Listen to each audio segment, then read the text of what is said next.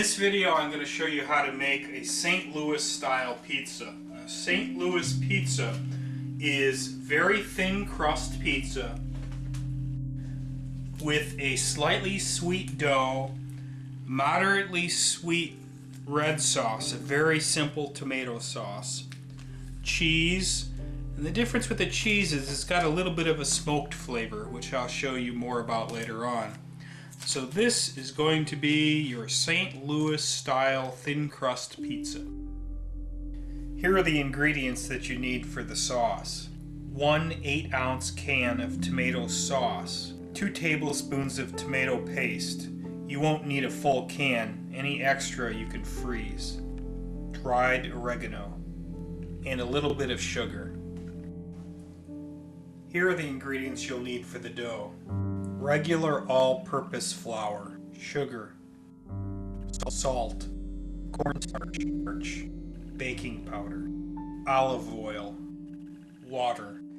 Making the sauce is very simple. Just get yourself a little bowl and your ingredients. We're first going to take the tomato sauce.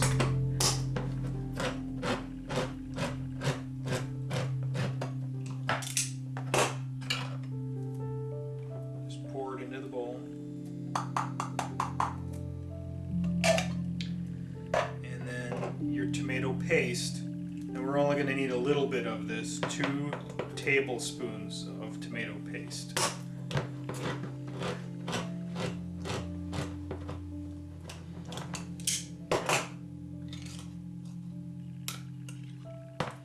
So far we've put in 1 8-ounce can of tomato sauce.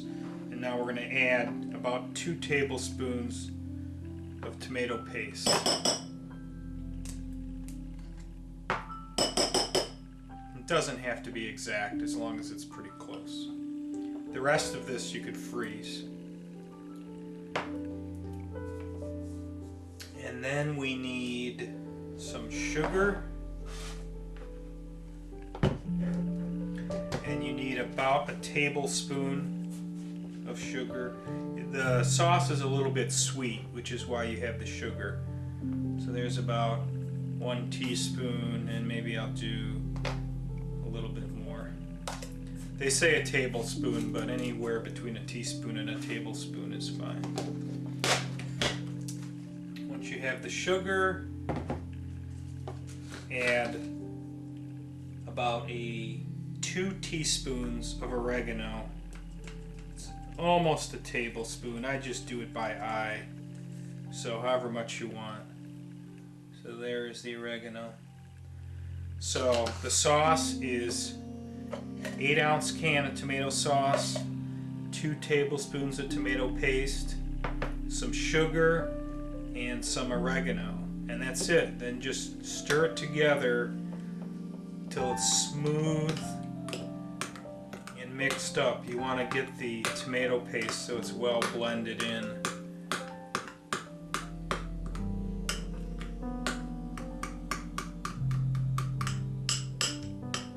If you have some fresh basil, you can also add fresh basil.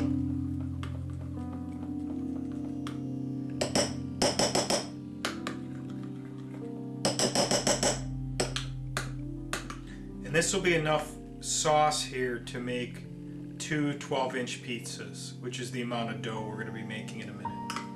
That's it. The sauce is done. Now that we've finished our sauce, we can start working on the dough. The dough is pretty easy. You just need a bowl. Doesn't have to be this big, but this is the one I have. To start with the dough, we're going to begin with the dry ingredients. So the first dry ingredient you're going to start with is the flour. We need 2 cups of all-purpose flour. So just measure out 2 cups all-purpose flour. Put it in your bowl.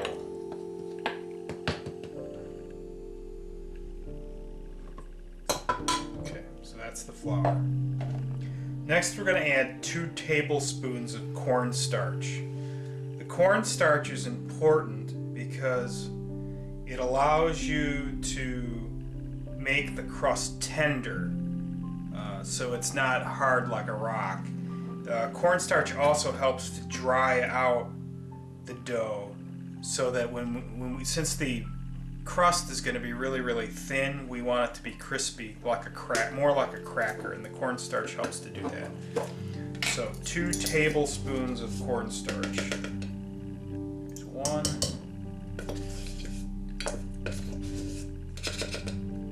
There's 2. Next, we're going to add 2 teaspoons of regular sugar. The sugar helps to give the dough a slightly sweet taste. The St. Louis pizza has slightly sweet crust and a slightly sweet sauce. So 2 teaspoons of sugar. Next, we need 1 teaspoon of regular table salt.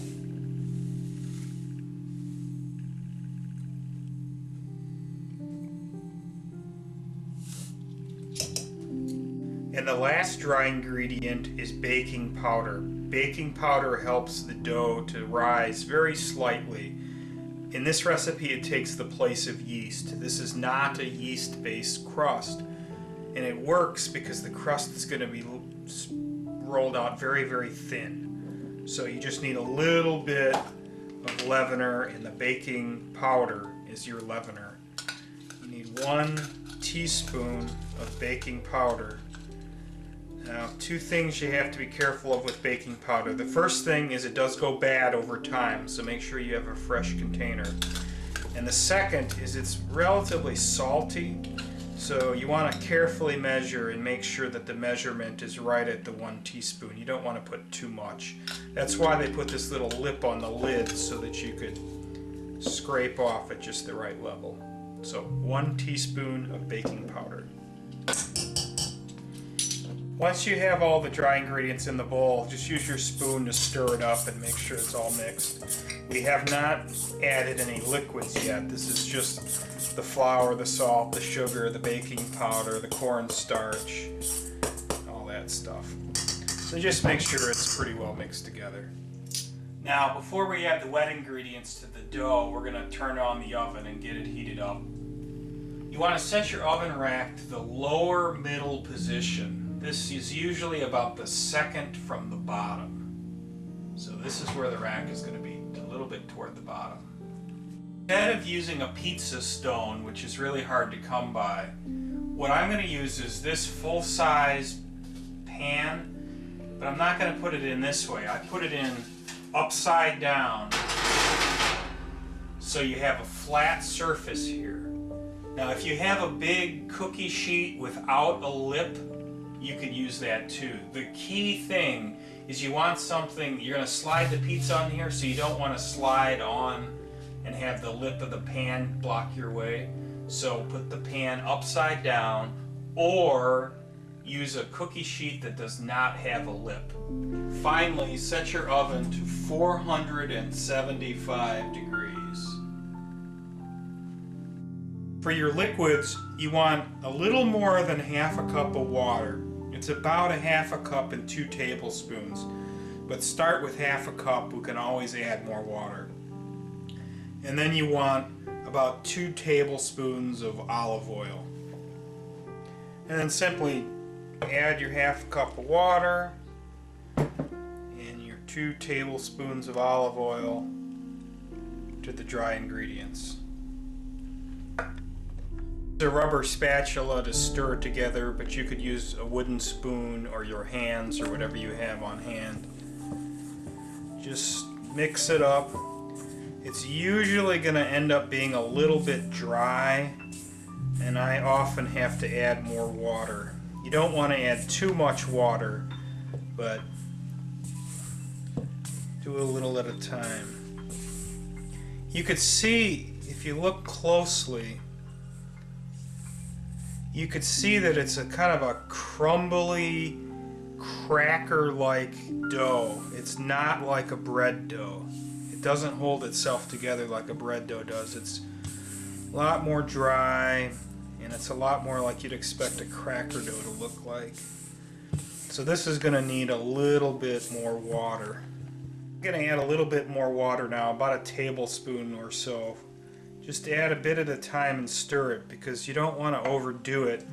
Otherwise the dough will get too sticky and hard to work with. You're not looking for a wet dough, you're looking for a dry dough. So it's better that it's a little bit dry and that you have some extra flour left over than it get too wet and sticky. You don't want it wet or sticky.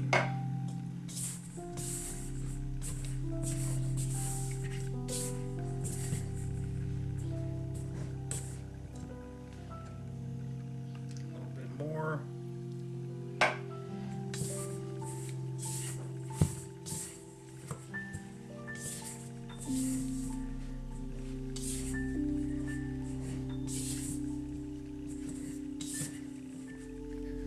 And it's just about at the right consistency now. So at this point I'm going to knead it a little bit by hand.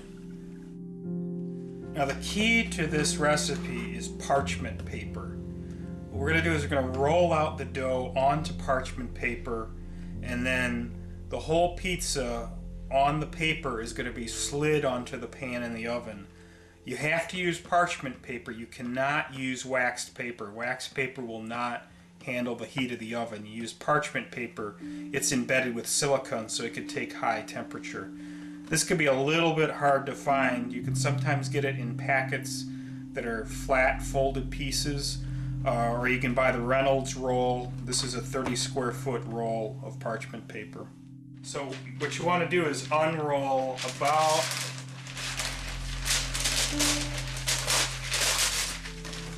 12 inches of parchment paper.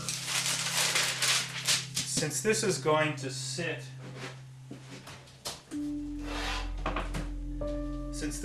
be sitting on the pan in the oven, basically you're cutting it so that it will go into the pan, right? So this is one piece.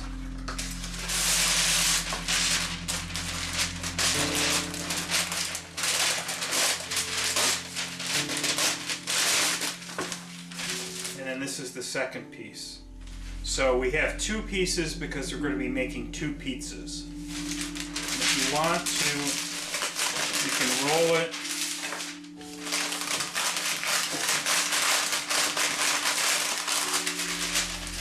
the opposite way, and we'll lay a little bit flatter. It's a little difficult to work with when you just take it off the roll. So there are my two pieces of parchment. Now I'm going to take the piece of parchment and just lay it on my countertop. This happens to be the bigger of the two pieces that I cut, so I'm going to start with it. What you want to do is just take your dough and then just lay it there on the parchment. And again, you see the consistency. It's kind of crackly. It's not really, it holds together, but not really that great. So what you gradually do is just kind of form it and knead it by hand. Just take your time, because any of these little bits and pieces, just reincorporate it. It could make a mess, so you don't want it all falling on the floor. So just slowly knead it until it starts coming together. And doing it on the parchment means you have less to clean up, because this is going to be used to cook one of the pizzas on. So you aren't dirtying your you don't have to clean your counter. You don't have to dirty a cutting board. Just do it right on the parchment. So you can see I press, I twist it, rotate it, rotate it. You can see at this point it's coming together. It's slightly sticky, but not that much. It looks more like a regular dough now. And this is what you're looking for. This is going to make two pizzas worth. So I'm going to take this dough, let me put it over here for a second so that I can dump these crumbs into the garbage so they don't fall all over. So now I have my nice clean two sheets of paper again. There's my dough. I'm going to use my bench knife to cut it in half. You could use your hands, you could use a regular knife. This is used a lot by bakers. So now you have 2 equal sized pieces that you can roll into a little ball like that. So then you put 1 of each ball on each sheet of parchment. And then let it sit for a minute or 2 so that it can relax. In the meantime, we're going to shred some cheese for the top of the pizza. Now the original recipe calls for 2 cups of shredded white American cheese plus a half of a cup of shredded Monterey Jack cheese. So American white and Monterey Jack. Now we were having a hard time finding American white cheese. Monterey Jack is easier to find, but the American white is harder to find. So we just went with that old standby, which is a block of mozzarella cheese. This is low moisture, part skim. This is a bulk thing that we got at a grocery store. You can get, you don't need anywhere near this much cheese. This will make about probably 4 to 6 pizzas. But we get it in a block because it's cheaper. We'll cut off a section of it and then just grate it on a hand grater. The thing with your cheese is you want a cheese that's going to melt pretty well. Mozzarella is obviously a great melter. That's why it's used on pizza a lot. White American cheese is the most authentic for a St. Louis style pizza. It's also a good melter. Monterey Jack's a good melter. You can even use a little bit of pepper jack cheese if you want a little bit of heat into it. The key is you want a relatively mild cheese that melts easily. The kind of cheese you'd expect to have on a pizza. This is the boring part. You can buy your cheese pre-shredded if you want, but the blocks are almost always cheaper. So here we have about 2 to 2.5 cups of shredded cheese. We're using mozzarella. For the authentic version of the St. Louis pizza, they use a smoked cheese, and that smoked cheese is very hard to find outside of St. Louis. You could simulate it by putting in a couple of drops of liquid smoke. Now this is completely optional. You don't have to do it, but it does give it kind of an interesting flavor. Now what you have to be super careful about is you only want, and you can see a couple fell there already, you only want a couple of drops. Liquid smoke is very strong in its flavor, and if you put too much in here, it'll get really nasty tasting really quick. So I just use about 2 or 3 drops of liquid smoke and then blend it in. And if you could smell it, I could actually smell the liquid smoke smell. Kind of mix it in, make sure it's incorporated. Completely optional. You don't have to do that at all. Some people don't like the flavor of smoked cheese, so you could skip it. The other thing you'll notice is we did grate this on a piece of waxed paper. Now the other stuff is parchment, but the waxed paper is cheap and it's easy, so you just lay your grater here and grate away. Only grate what you need. You don't want to cut up too much cheese because it'll go bad sooner. The big blocks of cheese will stay fresher longer than shredded will. So here's what you should have at this point. Your oven should be on with the pan in it at 475 degrees. You want to preheat that oven, make sure it's hot. Remember, pizzas cook best in hot ovens. So you got the oven preheating. We have our 2 cups of cheese. I added a little bit of liquid smoke. I have my pizza sauce. I actually made this the night before. And then 2 pieces of dough, each of them on their own individual sheet of parchment paper. Okay, so let's start rolling out the dough. You need a rolling pin and kind of flatten it out and make it into a rough circular shape just with your hand, and do this for both pieces. I'm going to be rolling out both of these at about the same time because it's easier that way, and sometimes the dough needs to rest a little bit. Resting is important for dough, anything that's made out of flour, because if you work it too much, it'll have a tendency to want to spring back. It won't roll out. When it starts doing that, you need to put it aside, let it rest for about 5 minutes, and then try it again. So here I've got both of these in roughly circular shapes. And the idea here is we're going to try to roll these out so they're going to take pretty much the entire piece of parchment. This is going to be a very thin crust pizza. So just start rolling out. This is where the parchment makes it a lot easier because you could spin the whole parchment around. You don't have to deal with handling the dough too much. And because the parchment is pretty non-stick, the dough should not stick to it. You can add a little bit of flour if you want, but it's certainly not necessary in this case. You can see it's not really causing a problem. So this one starting to roll out. Let me go to the other one.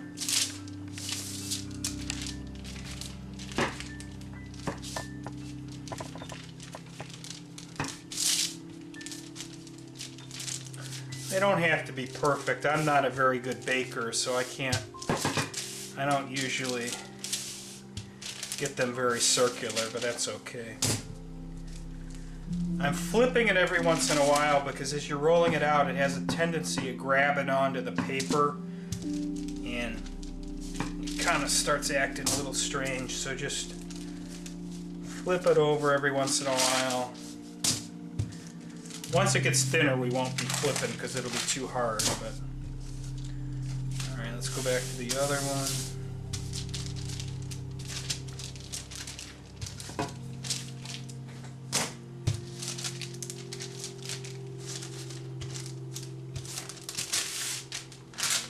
See how it's starting to grab on a little bit.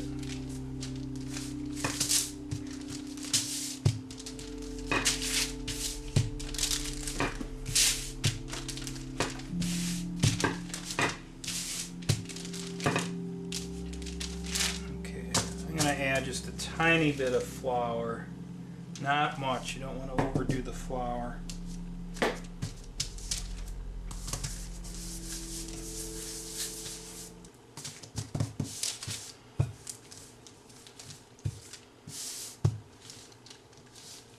If you look carefully, as I roll it, it wants to spring back. This part here is wanting to spring back, and that's the gluten in the flour that is making it want to come back. Now in this case you'd want to let that rest for a second. Add a little flour to this one. Not much, just a little.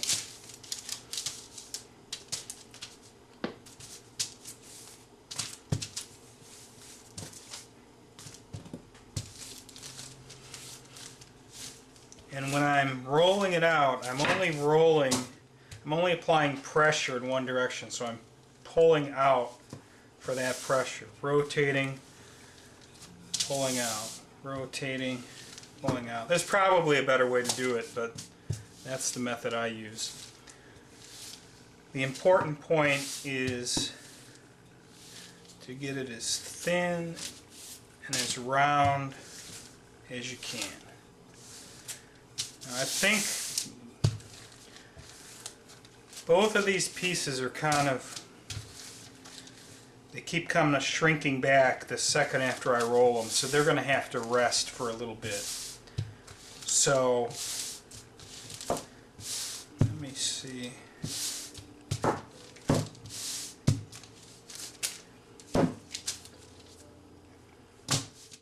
So I let the dough rest for about 5 minutes or so. Sometimes it doesn't need that long, and I've been gradually rolling it out to make it really thin. You want a very thin crust pizza here. You want it thin because this dough is kind of crackery, so it'll be really light and crispy, hopefully. You can See, I'm getting about the right size for this. It's taken almost the entire width of this piece of parchment. You pull the other one over here, and if you cut your parchment the right size, like this smaller pieces, this is more the size of the pan I'm going to be putting it on. So I don't want it any larger than this. So it should be pretty spread out, pretty thin. So that's looking pretty good. You can see it's been rolled out, each one, to about 11.5 or 12 inches, about a foot. So each pizza should be roughly a foot or so. The distance is less important than the thinness. It should be very thin, and it's kind of fragile, so you don't want to lift it up at this point. Just leave it on the parchment. It's going to cook on the parchment paper, so you don't have to worry about transferring it. So now it's time to top the crust, the dough. It's real easy. You want to take your sauce, and we're going to evenly divide it. So to evenly divide it, I'll put like 1 spoon on each one. And then I'll just keep going back and forth like that so that I make sure that each pizza has about the same amount of sauce.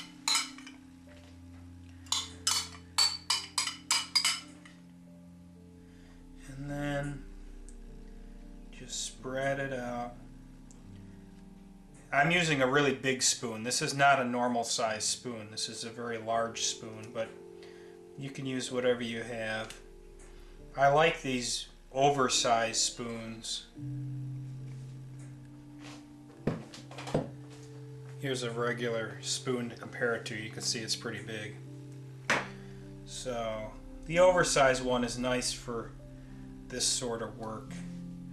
So just spread it around, and then do exactly the same thing on the second pizza. Just spread it. You want it pretty close to the edges. You don't want too much sauce pooled up, because this needs to be evened out. So we'll make sure it's kind of evened out. And again, the pizza stays on the parchment paper, so if you spill a little bit, it doesn't matter. Okay.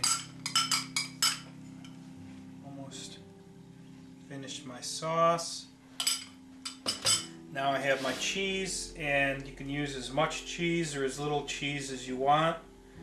I usually like less cheese, but if you like a lot of cheese, go right ahead.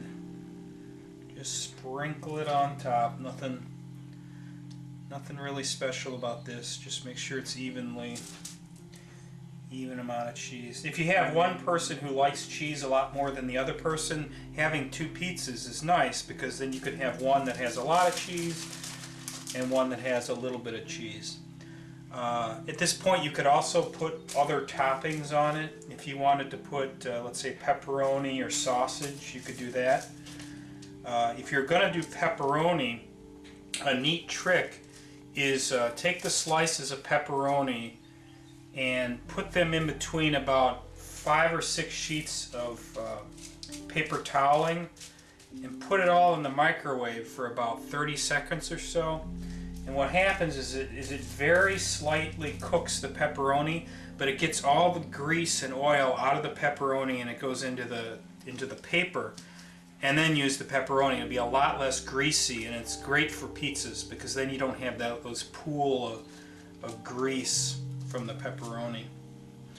Okay, so there is each pizza has been sauced. Each pizza has some cheese on it. I'm just going to do cheese pizzas for this one. And now it's ready to transfer them to the oven. So at this point, we need to move the pizzas into the hot oven and put it on the pan in the oven. If you have a pizza peel, this is called a pizza peel. It's just a big board, right? With a handle on it. The handle almost doesn't even matter. You can use a pizza peel. But a lot of people don't have these, right? Now you can make your own out of wood. You can use a piece of plywood. A 1/4-inch piece of plywood is all you need. If you don't, but you have a baking pan like this or a cookie sheet, you could use this, because the idea is that you're going to slide the pizza onto here so that you could slide it into the oven. So I'll show you how to do that. I'm going to use the peel, but you can use a baking pan, anything without an edge. And if it does have a lip, if it does have an edge, just use it upside down. Anything that's big enough to slide the pizza on, that's what you're looking for. Okay, so this is actually not a difficult process. Just put your peel so that, or your board or whatever you're using, at about the same level as your countertop. And then just pull the pizza on top of it. This is the beauty of using the parchment paper. It makes it so much easier to move the pizza around. So now I have one of my pizzas on, it's on its parchment paper that it was laid out on, and it's all sitting on top of the peel. So now it's ready for the oven. Our oven has been preheating to 475 degrees for probably about 20 minutes now. And I have the pan in the oven. It's very hot, so be very careful. It's upside down and it's ready for my pizza. So the easy way to do this, to transfer it, is to just grab a little bit of the paper as we're doing it, and you'll see when I do this. Now, again, it's a very hot oven. Be very careful when you're transferring it. Don't hit your arm. Use gloves if you're not sure. But you just kind of lay it right on top, and if it's, see, I didn't get it in there all the way. So there. The key is you want the pizza to be sitting right on top, completely on top of the pan. And that's it. Close it up. And it will be baking in there from anywhere from 9 to 12 minutes. I usually use it about 12 minutes. Gets it kind of, all the cheese melted and browned and crispy. Now that the first pizza is in the oven, get yourself a big cookie cooling rack, like one of these. This is a really big one. And just put it on your counter, because when we take the first pizza out, we're going to put it onto here. And so we can do our second pizza. So just get here and wait for the 12 minutes while the first one's cooking. It's been 12 minutes since the pizza was put in, and it looks like it's just about done. The cheese is browned and it's crispy. So just put your peel or your board there, and then you can use the parchment to pull it out. Keep the oven on because we're going to be putting another one in. Now what I'm going to do is I'm going to slide the pizza onto the cooling rack, and I'm actually going to take it off the parchment. That way the pizza doesn't get soggy or anything. That's why you don't want to leave things in pans, because the crust can get soggy. Since the parchment is non-stick, it should be really easy to just put the hot pizza onto the pan to let it cool. Now save this piece of parchment, just put it to the side, because we're going to use it when we cut the pizza. So don't throw it away yet. Now that the first pizza is cooling on the rack, I'm going to cook the second pizza. So again, just pull the pizza onto your peel or your board. And then we'll go over to the oven, open it up, slide it onto the hot pan again, and close it up, and it'll be 12 minutes for this one. So the first pizza has been cooling for about 5 minutes or so, so it's cool enough to cut. You don't want to cut it right out of the oven because the cheese needs a little bit of time to solidify. So I'm going to put my piece of parchment it was cooked on top of the peel. I'm doing this because I'm going to be cutting, and I don't want to be cutting into my countertop. I'll cut onto the peel. And then just move the pizza or slide it onto the peel. You can cut it however you want. You can do triangles if you want. I'm going to do a more traditional straight cut.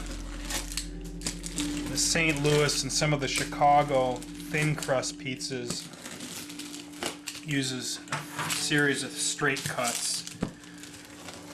And this gives you like a lot of little pieces.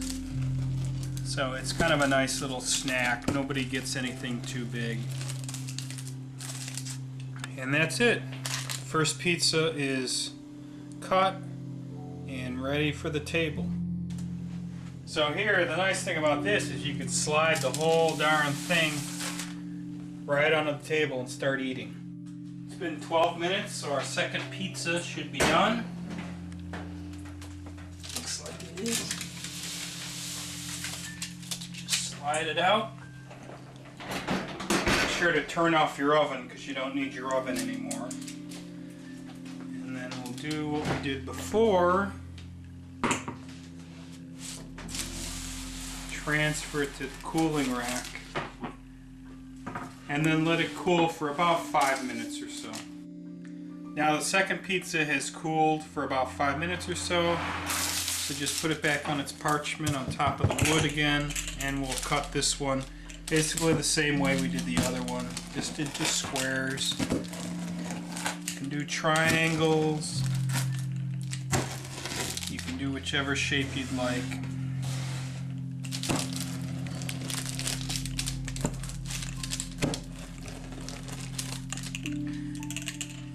See that the bottom of it should be brown and relatively crispy.